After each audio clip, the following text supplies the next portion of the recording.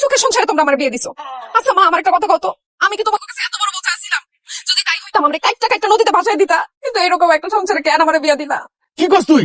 তার মানে ওই সংসারে বিয়ে করে তুই সুখে নাই? সুখ তো দূরের কথা আব্বা, সুখের একটা সিটা ফুটা পর্যন্ত এই সংসারে নাই।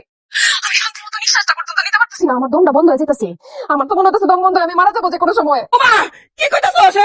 আরে কত সুন্দর সংসারে তোরে বিয়া দিছি, যে সংসারে কোনো ভাসুর নাই, দেবর নাই, যা নাই, শ্বশুর নাই, শাশুড়ি নাই, সতীন নাই, ওই সংসারে তোর কষ্ট হইতাছে, আমি তো কিছু বুঝতে পারতাছি না। কি হইছে মা, কি হইছে? কে তোর অশান্তিতে রাখছে? ক ক।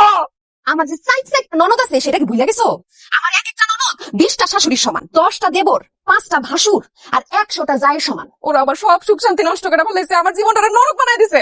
আমার জামাইটা লোকে সারাক্ষণ আত্মার মতো লাগা থাকে, তারে খাওয়াইয়া দেয়, ঘুম পাড়াইয়া দেয়, তারে তো একা কোথাও যাইতে দেয় না। সবগুলা মিল্লা তার পিছে পিছে ছুটে।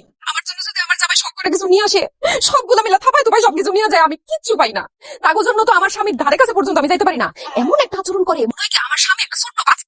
আম্মা, শ্বশুর শাশুড়ির অত্যাচার সহ্য করা যায়, দেবর ভাসুর জায়ের অত্যাচার সহ্য করা যায়, কিন্তু ননদের অত্যাচার কি সহ্য করা যায়? বড় দুইটা যে বিয়ে হয়েছে না, এখনো শ্বশুর বাড়ি পর্যন্ত যায় না, এখানেই পড়ে থাকে। আম্মা আমি তো শেষ আম্মা। মরে গেছি না? হ্যাঁ। আছি আছি বাইচা আছি। তোর আম্মার নাম কি? হ্যাঁ, হ্যাঁ। আসতেছি, তোর বাবারে নিয়ে আসতেছি। হ্যাঁ, তুই কোনো চিন্তা করিস না মা,